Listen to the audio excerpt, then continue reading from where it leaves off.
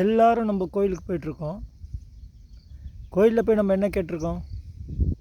நம்ம பிரச்சனைகள் தீர்றதுக்கு ஒரு வேண்டுதல் வச்சுட்டு வரோம். இப்படி தான் நம்ம கோயிலெல்லாம் உபயோகப்படுத்திகிட்டு இருக்கோம். ஆனால் கோயிலில் இதை தாண்டி ஒரு அற்புதமான சக்தி இருக்குது. அந்த சக்தி கூட நம்ம பயணம் பண்ணோன்னா முதல்ல நம்ம உடலுக்குள்ளே இருக்கிற இந்த உடலை இயக்கக்கூடிய கருவி, இந்த உயிரின்ற ஒரு அற்புதமான ஆத்மசக்தியை நமக்குள்ளே உணராமல் கோயிலில் போய் நம்ம ஏதோ ஒன்று பெருசாக உணரணும் அப்படின்னு சொன்னால் உணரத்துக்கு வாய்ப்பே இல்லை. கோயிலை ஒன்றா மேல்வாட்டமாக போய் நம்ம கஷ்டத்தை சொல்லி தீர்த்துக்கிட்டு மன திருப்தி கொண்டா ஏதோ ஒரு செயல் செஞ்சுட்டு வந்துடுறோம்.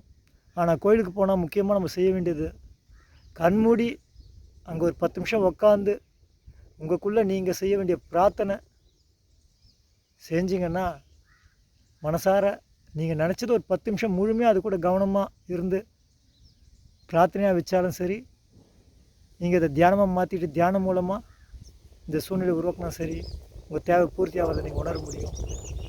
கோயில் அப்படின்னு சொன்னால் உங்கள் வாழ்க்கையில் இம்மைக்கும் மறுமைக்கும் தேவை இந்த கொடுத்து உங்கள் வாழ்க்கையை முழுமைப்படுத்துகிறது தான் கோயிலுடைய வேலை.